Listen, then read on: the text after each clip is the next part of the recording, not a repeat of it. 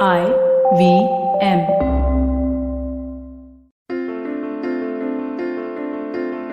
This is Storytellers and Storysellers live on tape. You're listening to me, Vineet Kanabar. This is the IVM Podcast Network. Every episode of this podcast, we talk to people from the entertainment business, people who are either on screen or behind it or building businesses within entertainment. And as you know, I have a really broad definition of entertainment, right? But today we don't have to stress that definition too much. Today we're talking to a couple of guys who run an AR Edu-Gaming company. If I'm going to sort of put it in very, very simple words, let me actually paint you a picture, right? We've all seen globes. We've all had globes. Like I'm a geography teacher's son, right? Like I used to have like globes at home just generally to play around with. Like I would have as many like balls at home as globes, right? But imagine a globe which isn't just a physical object that rotates on that axis. It's actually a 21st century globe, which is AR enabled, right? Where when you're playing a game of Atlas, you're not just spinning it around and asking people what's the capital of this and that. You're actually going deeper into the story, into the culture, into the cuisine maybe of the people on that globe. Today, we're talking to Dinesh Advani and Vivek Goel, who are co-founders at PlayShifu. PlayShifu is a company that does exactly what I just told you. They bring AR into toys, and it's as amazing as that sounds, right? Really, if you didn't hear me right the first time around, they take what would be a traditional toy or a game setup and bring AR into it, technology into it, make it smarter, to really put it simply. Vivek and Dinesh, welcome to the show. So glad to have you on Storytellers and Storysellers. I have a lot of questions about the kind of stuff that you guys do, right from how you got the inspiration to start this as your business to how your product development cycle really works. But first of all, how are you guys doing? I hope you are safe in this Omicron wave. I hope everyone at home is fine. Thank you so much, Vineet. We are super, glad and excited to be here and talking to you. And yes, family is safe.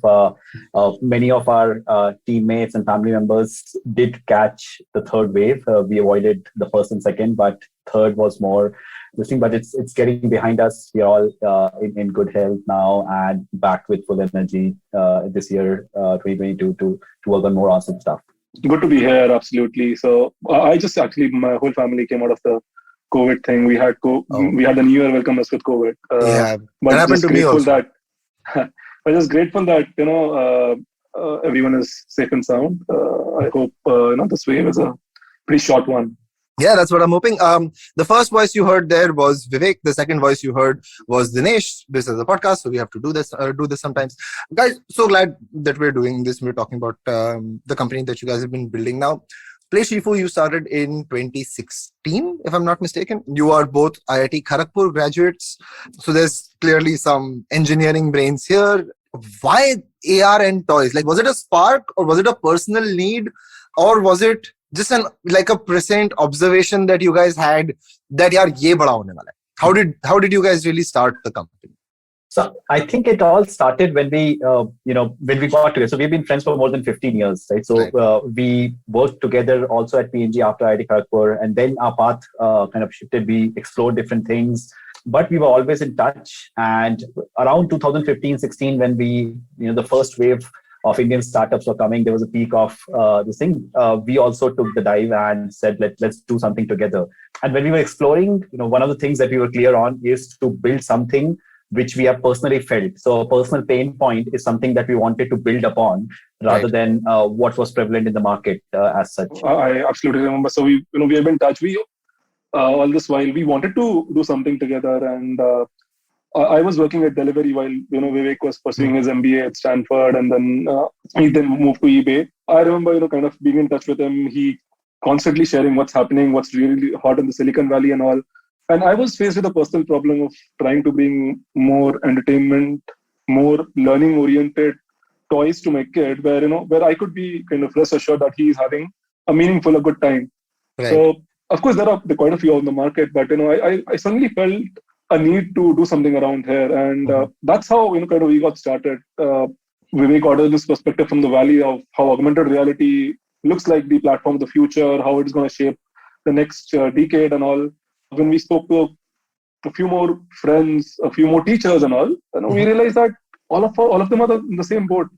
It's kind of we put two and two together and got started. So and the core idea there was to look for something as an interaction layer. So what iPhone did to all of us as a consumer behavior in 2007, 8, and the smartphone wave coming in, we want to make sure that we bet on something which is the next platform for engagement, next user platform. So that's how we can got started. Absolutely, because 2016, I remember being excited about AR since forever, but 2016 was still not, I would say, the tipping point that we've seen now. Right? Like QR codes have been around, for example, as a sort of ubiquitous application of AR. QR codes have been around, 15 years now? Only now we found a use case where acha theek hai. Now it's not a vanity thing anymore that now some marketer somewhere wants to do it. Now there's an actual use case for it. But your conviction in AR in 2016 is a very ahead of its time in what I would say, right?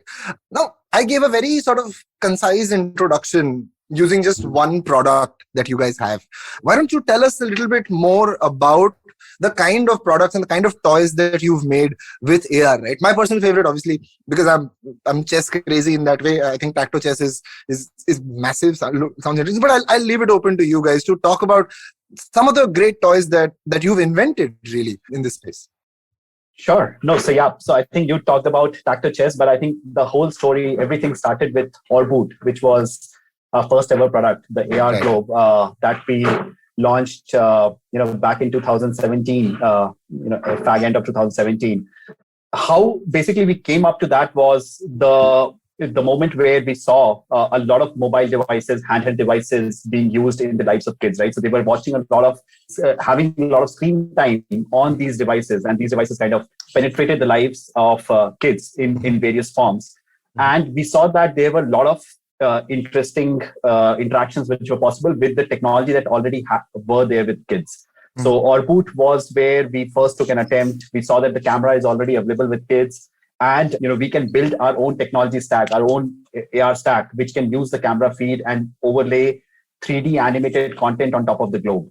Right. So that was it. We created the concept out of it. We created a Kickstarter because we really didn't have funds to go, build this for 6 months and then see if works in the market or not.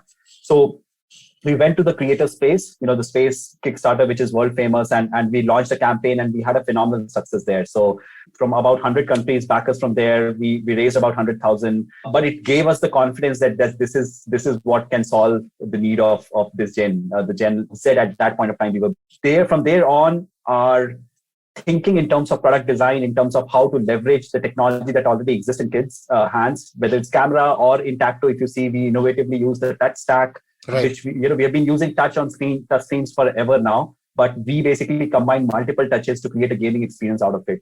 And we've been working on voice as another interaction layer for the next set of platforms. So that's how we kind of got started and building more phygital interactions into the experience, because the more phygital interaction there is, the more engagement we saw with kids, the more senses you involve of kids, the more engaged they are in the learning process or the playing process.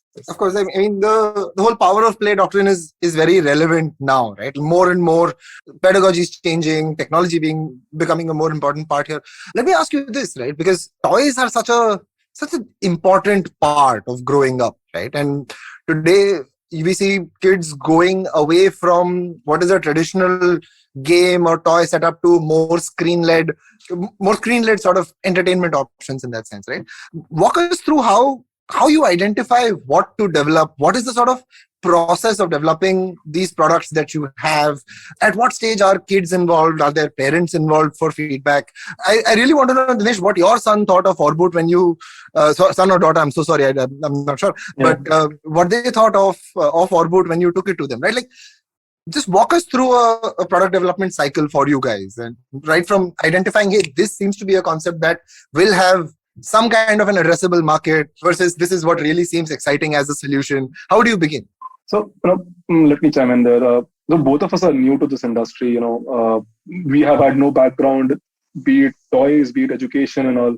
So it all started with simple AR-based tools, where we used flashcards, where we had animals or vehicles or space solutions around. You have some small flashcards that you could use a mobile AR or an iPad AR camera to see objects coming to life. we started with those actually, and both Vivek and I used to kind of go to malls, tech parks, societies, and we used to kind of stand there, and the early products used to sell, and those were the early days, when we kind of interacted with parents. Whole idea Right. was to kind of get to know parents, kids, what do they like, what do they not like, and over during that time, like Vivek was mentioning, that when we mixed physical and digital, we saw kind of engagement really blowing up.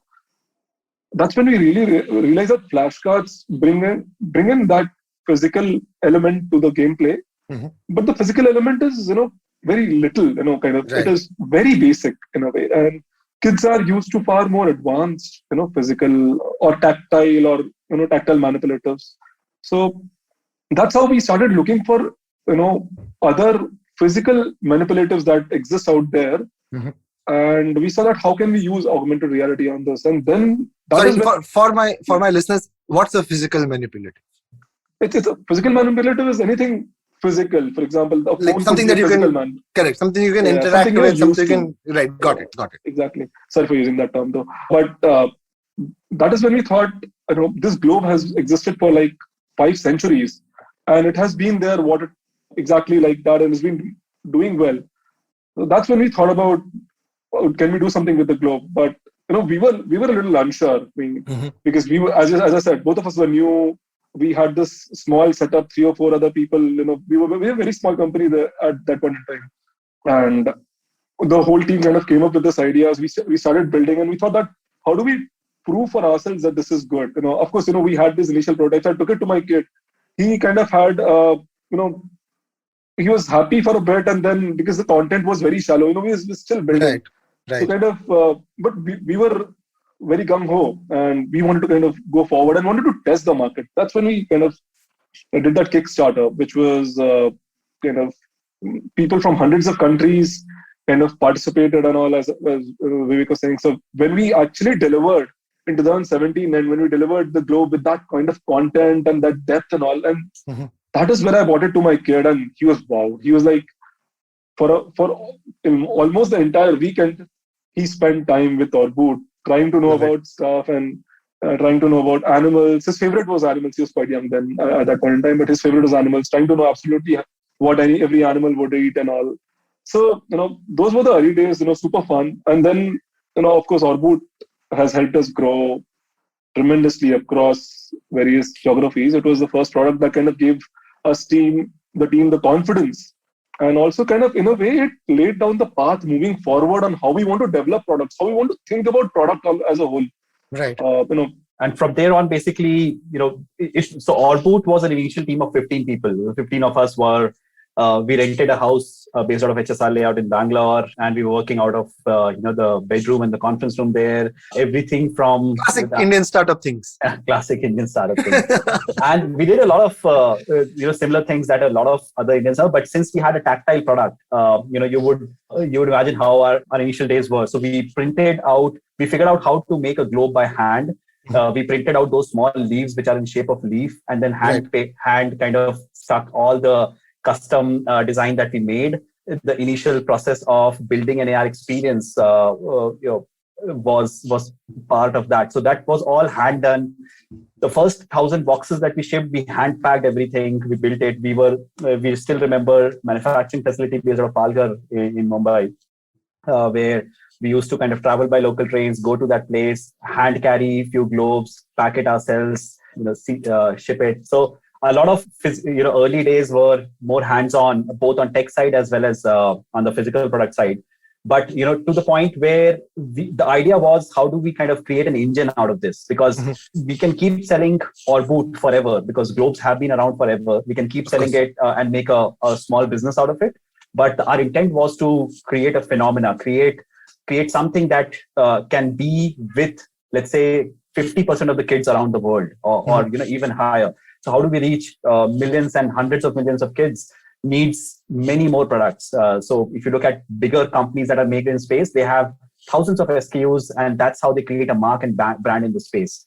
So basically, the effort second year onward started becoming, how do we convert the whole phygital design into a thinking process and a DNA inside the company, and slowly build from 15-member team to 50-member team. Right. And then build a process. You were talking about the process. We identify what are the key skills. So first thing we did was we made sure that we map out the key learning journey of kids in this age group. So we took the 20, 25 odd skills that kids have to learn in this age group and mapped out at 6 years, what should they have learned, right? At 8 years, what is the level that they should have reached in either maths or science or, geography. Right. And then we said that, okay, let's see if we can take all of these skills and create massively phygital immersive experiences in each of them. Right. So what we did with geography with Globe or Boot, we wanted to do the same with science, same with maths, same with English. And that's the thought process where we started with. Love it, man. I absolutely love it. And I'm glad that you went through the journey of trying to understand the learning need states and then bringing fun and toys into it. Right? Let me ask you a couple of quick follow-ups. First of all, what are your favorite toys of the ones that you guys manufacture right now? Quick one word. I'll go with Dinesh first. Yeah, the latest Tattoo series is an absolute favorite. I love the overall interaction of having those figurines and kind of bringing board games to the 21st century. That idea itself is it's so catchy to me. The first time when the team came up with that idea, and I remember we were kind of at the absolute end of the kind of ground floor we had, and my reaction is normally a very, very measured reaction. Right. I was super excited. I went like, wow. Unbelievable. Can you tell us a little bit more about the Tacto series? I mean, because I've had a visual, but just for my listeners, how that's different from say Orboot or the stuff you're doing with the Globe. So we all love board games, and we have this physical board, and we have those figurines or dice that we play with, and we adults, kids all enjoy that. Now imagine replacing that board with your iPad. The board is kind of a one-dimensional thing. It doesn't have music, animation, and all. It just has one game. Replaced with thousands of games, thousands of interactions, levels, adaptiveness, and replace those figurines with interactive, beautiful, lovely. Those figurines that we have, colorful figurines that we have, that kids just enjoy, can relate to those physical figurines, and each of them has been designed with a lot of care and thought. So those figurines then can interact, and the iPad can know that which figurine you have tapped, and that is the touch tag that we developed. And absolutely, the first time I saw this, it blew my mind, and I was like, wow, this is gonna just take us to the next level. Love it. What about you, Vivek? What's your favorite toy that PlayShifu puts out right now? Yeah, no, so I think Plugo is close to my heart. I think Orboot will always remain close to all of us because that's how we got started and got onto the world map. Your first child is always your favorite. Yeah. But, by that definition, don't want to be partial. But Plugo is where I truly see a platform, in a sense, because it's actually a platform. If you remember the Nintendo days of 90s and 2000, where you got the console and then you were just buying cassettes.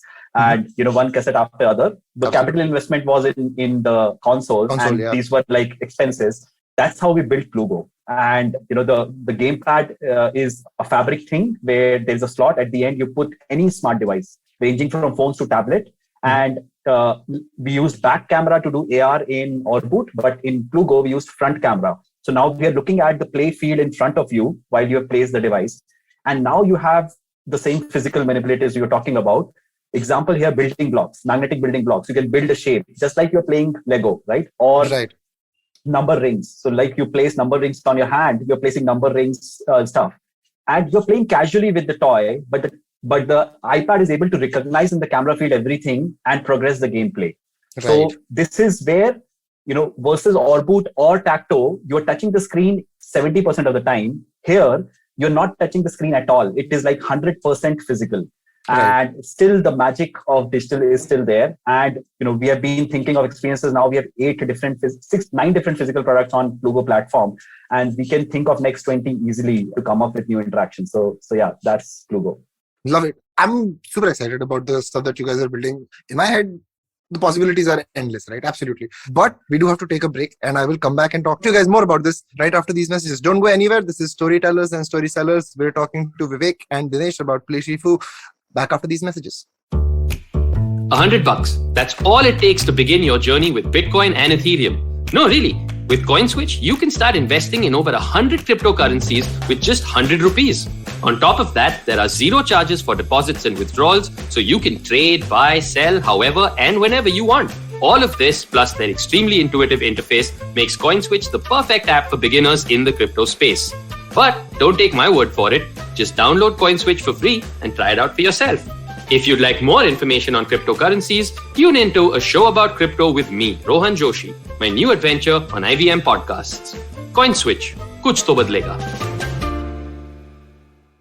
And we're back. We're talking AR gaming with the brains behind PlayShifu. Let me ask you this, guys. A couple of things that I really want to get into on the second half of this episode. One is why parents are buying into this, right? Of course, it's a super innovative product. Their kids are already spending all day, all night in front of devices. It is a little counterintuitive, right? Okay, fine.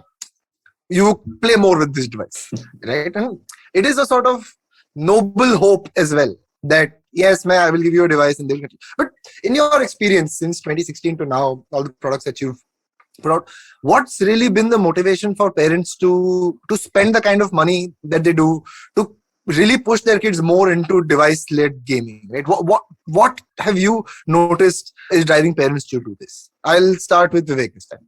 Sure. So I think we are seeing a few ecosystem changes at a large level, right? One is technology adoption by schools themselves, right? So the schools or teachers were the first one to kind of raise voice against this in the phase 2000 to 2015. Most of the child psychologist teachers were saying, you should control your screen time to very, very low. And that was the root stem cause of why parents were also worried, and that kind of built up. But eventually, everyone in the ecosystem has realized the pros and cons of screen time. And it's not the debate that it's evil, because they can see the pro part of it is so useful, right? Understanding how coding works at an age of 6 was impossible pre-iPad era, right? You can't just teach them typing so early. But now, 7-year-old knows what scratch coding is. They can code a level, code if conditions, loop, all of that, all through gaming Right. through this medium. Right. So when schools started seeing the positives of it and started using it, that's when the behavior changed on the parent side also, and they understood the pro and the con easily, and they started making their own rule sets of managing the cons and leveraging the pros in cognitive development of their kids. Right. And I think that shift last 5 years has progressed. We ourselves, from start of 2016 to 2022 now, have seen a big shift in the market. The questions that we were getting earlier in 2016 to 18 phase about screen time and all have all vanished. It's more about, okay, what are they learning? Which scale can I track their learning progress? That's the kind of questions now we are getting. Wonderful, man. Luckily, it has been kind of a pull from their side and not as much as a push from our side. Right. I remember we said that we used to go to these malls and trade shows and the apartments, and we used to actually demo. Vivek and I used to demo our kids. Before seeing the kids, parents' initial reaction used to be, if it's an iPad or a device-led thing, I don't want my kid to be near it because he anyways is spending time on it. But we used to kind of pull them to kind of just have a look at the demo. And when we did that, 80% of the parents used to kind of change their mindset. They used to say, okay, this is like really meaningful device time now. I have to give my kids 1 hour or 2 hours of device time every day. How about I convert that device time into productive and meaningful device time where I know that the kid is picking up something while enjoying and it is their device time. So, and that was the initial 2016, 17, and of course, fast forward to now, kids spend far more time on devices, and parents actually absolutely welcome the idea of PlayShifu, that it is making device time more productive. That is one of the absolute USPs now. No, I think that makes a lot of sense. What both you guys said about how attitudes are changing. I think the pandemic has definitely accelerated that shift. As much as the cliche now it sounds, it is true, right? Over the last 2 years, it's been a compressed, fast-forward movement in our kind of association with technology, right? I haven't recorded an episode in a studio for a year and a half now. I mean, and now it's a fact of life, right? It is true for everyone, especially true for kids, because they're not trapped at home, and those tablets are their windows to the world, right? And that's where we get in. And it's very interesting that this shift is holistic, right? I loved it when Dinesh said it's been more of a pull from them than us pushing the product into their their environment. Let me ask you this, right? And somewhere I read you guys have 7 lakh paying customers. I think that report was from July. So I'm assuming that you're doing very well and you're close to 1 million by now or thereabouts, right? Which is a sizable number of units shipped when you look at it from a white goods or an appliance or a solution, a hardware solution perspective.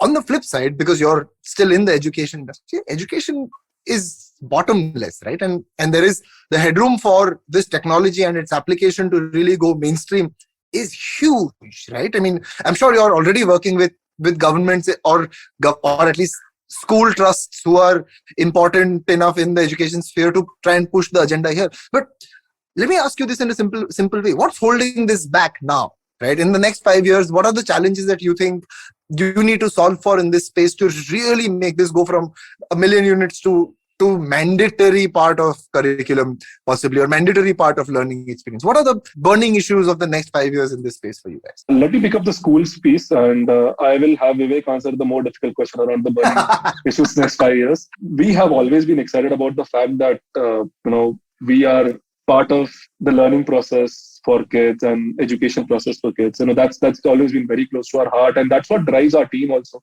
Thinking about what to do to engage kids, get them come back to our products, kind of drives us on a daily basis. So in 2018-19, when we kind of launched Plugo, we said that, hey, we are seeing such good feedback. Why not look at schools? And if we want to be that brand where we want to go to hundreds of millions of homes, schools, endorsement from schools, endorsement from teachers is going to be the best thing we can get as a learning toy brand. With that in mind, we went to multiple schools, spent time there, spent time with teachers, tried to understand how they take their classes, how they spend 45 minutes trying to engage kids. Luckily, teachers have adapted the iPad and the technology quite well. They use quite a few other tools also and many experiential methods also to ensure that kids enjoy the learning time. No longer those working sheets and workbooks work in schools anymore. So, what we did is we worked with teachers to devise these plans, lesson plans, we call them, which are 45-minute lesson plans that teachers can use to engage kids and have a clear activity and experiential activity using our products in a classroom setting, and while making sure that activity comes up with learning elements that are tied to the curriculum. Because ultimately when the teacher decides to bring a certain product to the classroom, they have to be sure that it ties in with the curriculum and the learning objectives. So the team kind of took up this challenge. Awesome, we worked a couple of months with teachers and with a child psychologist, with educators and all, came up with these lessons plans, and we again went back to schools with these kind of refurbished products that kind of now fit the school's ecosystem also. It conforms the curriculum and stuff like that. Exactly. And the response is fantastic. We kind of started seeing momentum, and then unfortunately COVID hit us, and all schools were kind of going hybrid. They didn't know kind of how to conduct classes anymore. Mm-hmm. A far bigger problem was facing them. So kind of we paused our journey on schools, and we are restarting now kind of with our entire thing sorted, and kind of again reaching back to schools all over the world and governments and educational institutes. We already had ties with quite a few of them, but now rekindling those and kind of going much deeper. Let me ask you another question right there, and then I'll throw this back to Vivek to talk about the next 5 year journey. And this is just humor me for a second, right? Like I think this is an interesting problem that I have spent some time thinking about, right? When you compare the teaching software that's in use, say in Korea or Japan or China, versus Zoom that is being used to teach in India, there is a huge gap that's pretty similar to what you guys have done with toys and interactivity in the digital teaching ecosystem as well. For example, in kindergarten apps or kindergarten teaching environments in Korea are full of color and full of characters and full of, maths is done through storytelling and stuff like that, right? Whereas in India, it's exactly this. We're on Zoom right now. We're 3 grown adults. I'm assuming all of us are in our 30s somewhere. And this is the same setup that goes to kids as well. Like a 6-year-old is expected to learn digitally. Have you guys thought of solving for this problem as well? Because to me, it seems like sort of analogous to what you've done in the real world with toys. But any thoughts on this? I know it's just a left field question. You can just be like, "Nay, Vineet, we've never thought of it. Shut up. We'll talk about something else." But just a quick thought. No, absolutely thought of it, kind of the lesson plans we made. Then the team again went back to the drawing board, said that, no, we want to be relevant to kids now, again in the COVID era, and we want to be relevant to teachers. And going back to teachers again and saying that, hey, how about Orbit in your classroom or Plugo Count in your classroom didn't seem right to us because they were grappling a problem of engaging kids over a Zoom call. Absolutely. So, or a Microsoft Teams call. So we said that, can we make the lesson plans for this era, the new era? So we made those lessons plans, some of them, and some of the schools bought into that idea also, and they tested and they liked it as well, and kind of we got some really good feedback. But it is just a little tougher to engage kids to ship products to 20-25 kids' homes, and then kind of that multiplies the school's budget because 20 times versus a teacher having just 3 or 4, and then moving that same globe to other class. So from a budget standpoint, for schools, it became a little difficult to handle. But yes, we tried hard to do that. On the flip side, what also happened is many homeschoolers, many parents also who wanted their kids, they were spending all of the time at home and they wanted to engage kids now, right? They have a bigger problem now. Kids spending the entire day at home. They do not have time outside also. Remember the early days of COVID when we were absolutely locked up.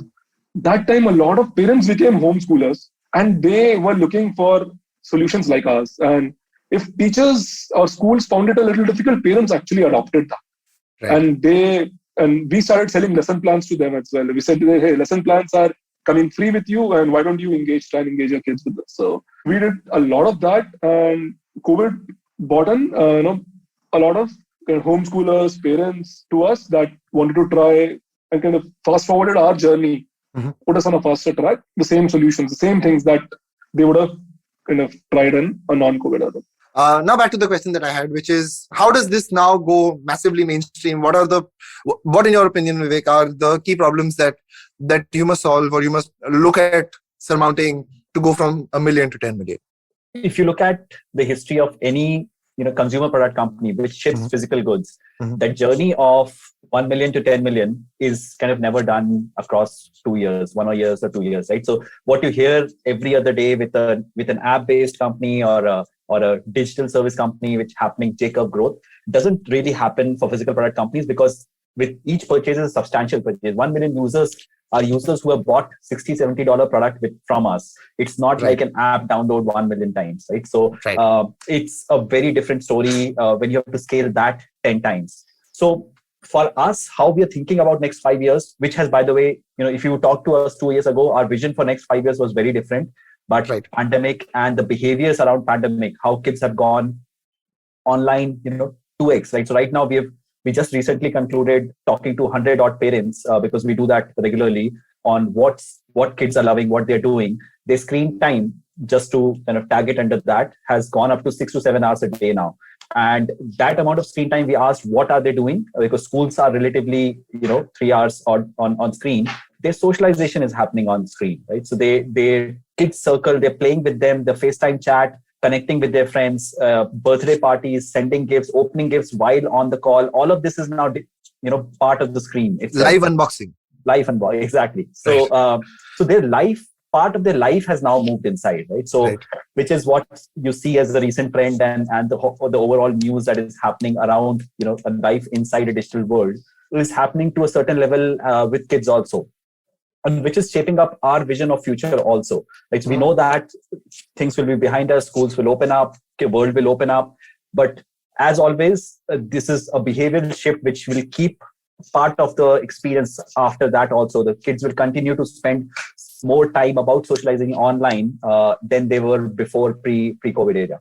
So for us, the growth from here, the plans look like a double-edged kind of strategy. One, we double down on our core strength, which is the new product development on the digital side of things, work on new technologies, come up with scale from 20 odd products that we have to about 50 odd products in next 2 to 3 years.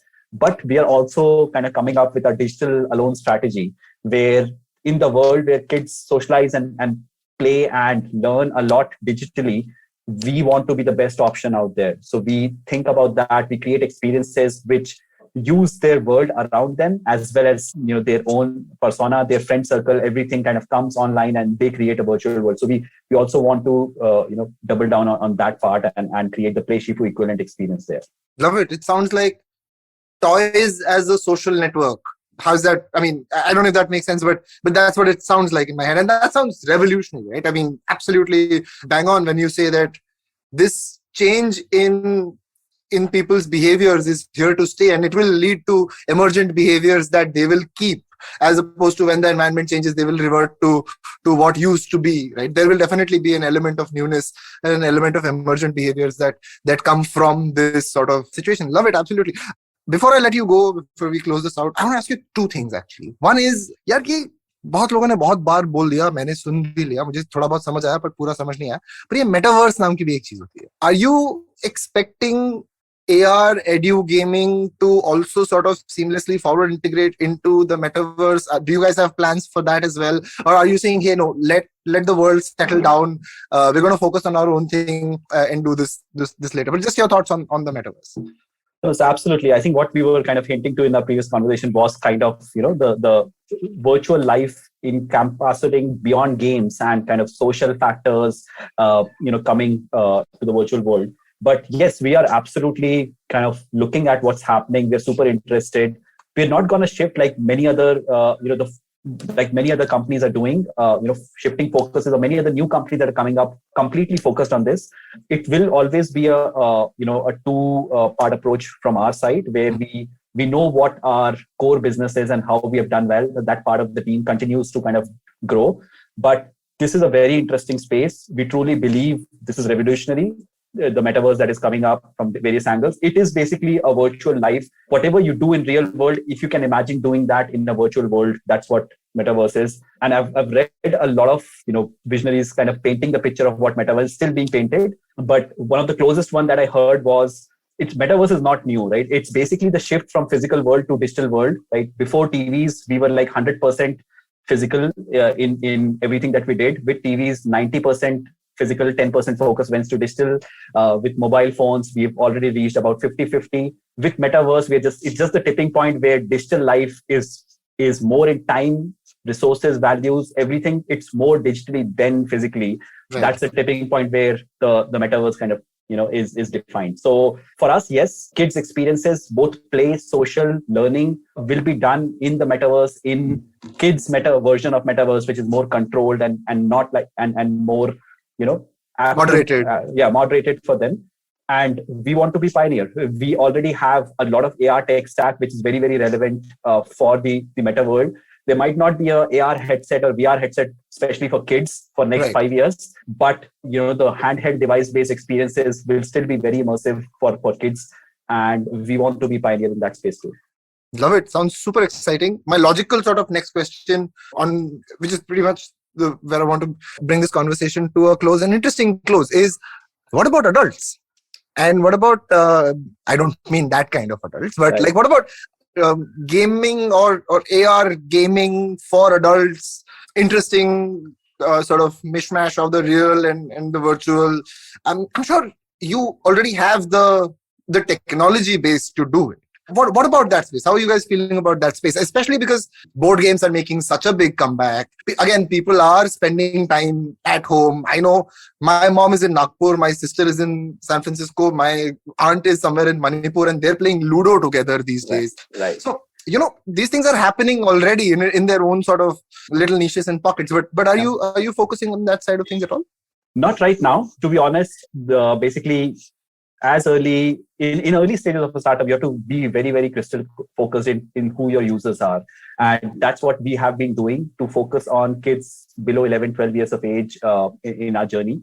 But I think as we expand, as we build multiple teams inside and have homegrown leaders, thought leaders who have seen the journey, have understood, what product design, digital product design is, how we can leverage AR. I think that's when we will start branching small teams and start experimenting. Metaverse obviously is so hot right now and so experientially at the next level that we obviously want to take it up, but for the same age group that we have been addressing to. But I think to your point, we already built few experiments that we play internally as team. So it's not like we have not built experiences for adults, but just, packaging it as a finished product and selling it to market is a different value proposition, which will need a dedicated team. So I think we'll probably come to it in a year or two. Love it. Absolutely wonderful talking to you guys. Before we head off, tell us where listeners can go and buy PlayShifu products. I know you're available on all e-commerce applications. I saw you guys on Cred the other day and I was like, I'm going to talk to these guys next. But yeah, please tell us where one can get their hands on PlayShifu products. You can go to our website, PlayShifu.com. You can go to any of the e-commerce platforms in the country or outside the country. Also, we sell in like 30-40 geographies worldwide. So we sell with Hamleys, Toys R Us, Crosswords, and all major toy stores. Absolutely, we partner with them as well. So if you don't find us, just drop in a note, and we'll help you out with that.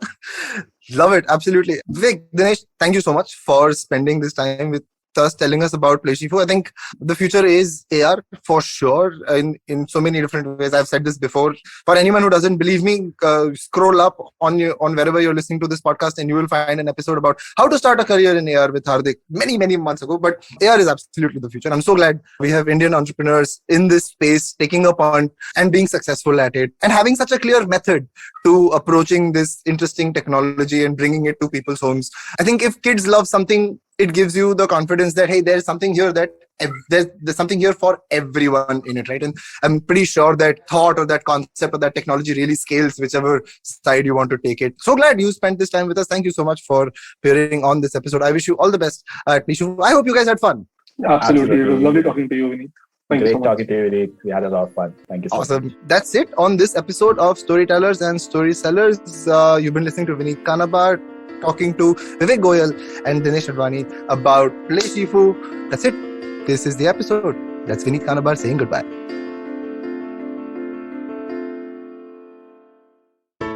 Hey, it's been another great week on the IVM Podcast Network. On Cyrus Says, Mudit Dandwate, CEO and co-founder of Dozy, tells Cyrus how he built his health tech company and survived a crocodile attack. On The Longest Constitution, Priya tells us about the history of the rights of the disabled. This started in the 1970s with the Organization of the Blind. On a show about crypto, Rohan is joined by Kash Danda, who's a founding member at Superteam DAO. They discuss whether Solana is an Ethereum killer as is commonly believed in this space. On Press Decode, Sarah and Vagda discuss the acquittal of Bishop Franco Mulakkal and whether the beautification of Purani Delhi strips it of its charm.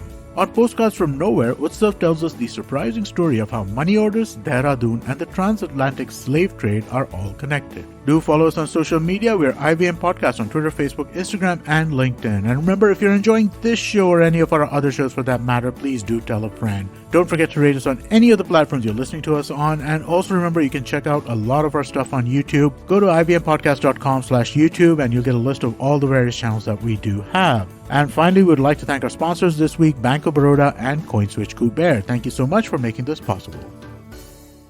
Do you like true crime stories? Do you like to learn about the people behind some horrible, awful crimes? More specifically, women that may have committed these crimes. Actually, Indian criminals that are women? Then we'd like to welcome you to our podcast, Misconduct. My name is Raghavi. And I am Nisha. We cover themes like murder, dacoity, drug trafficking, financial fraud, kidnapping, and many more. You can catch us every Wednesday on the IVM Podcast Network or wherever you get your podcast.